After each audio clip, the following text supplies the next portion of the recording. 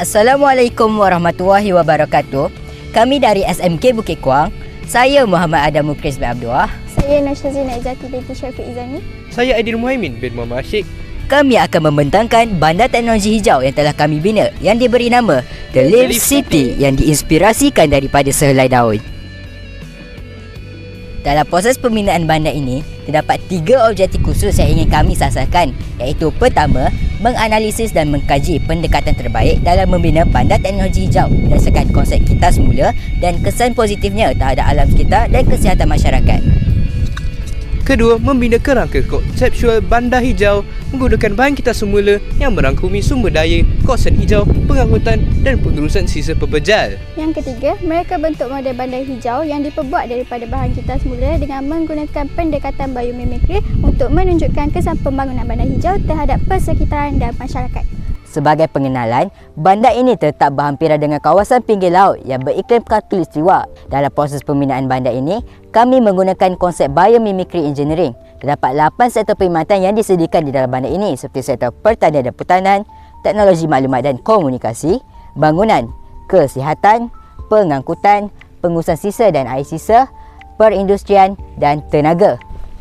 Sektor yang pertama ialah sektor pengurusan sisa dan air sisa. Setiap rumah perlu menyediakan tong sampah mengikut kategori sampah. Kemudian, sisa-sisa itu akan dihantar ke pusat kita semula atau ke loji biomass untuk menghasilkan tenaga elektrik. Manakala, sisa makanan akan dihantar ke pusat agriculture untuk dijadikan baja kompos bagi kegiatan pertanian. Kemudian, terdapat loji rawatan air kubahan yang akan mengumpulkan sisa kubahan daripada bandar untuk dirawat sebelum dilepaskan ke alam sekitar. Loji ini dibina menggunakan teknologi hijau iaitu membran bioreaktor. Terdapat kolam tadahan bioecots yang akan menyerap air daripada bangunan, jalan raya dan lain-lain kawasan.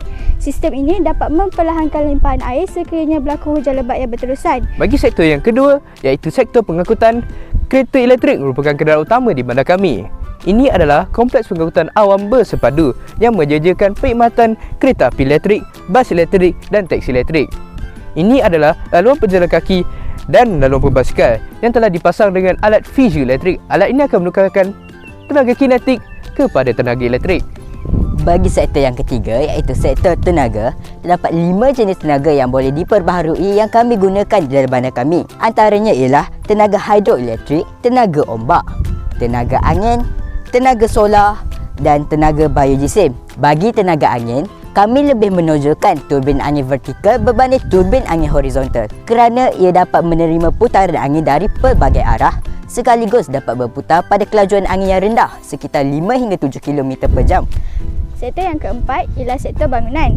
Bangunan ini dibina menggunakan konsep biomimikri yang diinspirasi dari busuk anak-anak. Ia dapat menyejukkan ruang dalam bangunan. Bangunan ini pula diinspirasi dari Venus Flower Basket Sponge yang mempunyai kelebihan dari segi kekuatan struktur. Maka ia dapat menjimatkan penggunaan bahan binaan. Bagi sektor yang kelima, iaitu sektor teknologi maklumat dan komunikasi, bangunan ini menyediakan rangkaian internet ke keseluruhan bandar. Kerana ia dilengkapi dengan menara pemancar Wi-Fi. Dengan adanya rangkaian internet yang cekap, penduduk dapat menggunakan aplikasi seperti aplikasi informasi trafik dan aplikasi informasi cuaca. Bagi sektor yang keenam, iaitu sektor pertanian dan pertahanan, kami memperkenalkan kebun menegak bagi mengurangkan aktiviti penerokaan tanah sekaligus dapat mengurangkan aktiviti penebangan hutan. Kami juga mewartakan hutan simpan sebagai kawasan tadahan air dan sebagai habitat kepada flora dan fauna. Pokok-pokok di sana juga dapat membantu dalam proses penyerapan gas karbon dioksida. Data menunjukkan sebatang pokok dewasa dapat menyerap 10 kg gas karbon dioksida dalam masa setahun. Bagi sektor yang ketujuh, iaitu sektor penjagaan kesihatan, terdapat sistem pemberian ubat pintar dan sistem temu janji atas talian yang akan memudahkan dan menjimatkan masa pesakit dan pihak hospital. Bagi sektor yang terakhir, iaitu sektor perindustrian, kami memperkenalkan program pemulihan tenaga. Sebagai contoh, tenaga haba yang dibebaskan daripada dandang, sistem pembakaran dan relau akan diguna semula bagi menjana tenaga elektrik. Kami juga memperkenalkan sistem pemantauan pelepasan gas dan air kumbahan. Kesimpulannya, bandar teknologi hijau kami yang dikenali sebagai The Leaf City telah mencapai 3 objektif khusus yang disasarkan melalui pertama, penghasilan buku laporan bandar teknologi hijau. Kedua, bandar hijau kami dapat merangkumi sumber tenaga, kawasan hijau, pengangkutan dan pengurusan sisa pepejal. Terakhir, mereka bentuk model bandar hijau dengan menggunakan bahan kita semula dan konsep kejuruteraan biomimikri. Sekian, Terima kasih.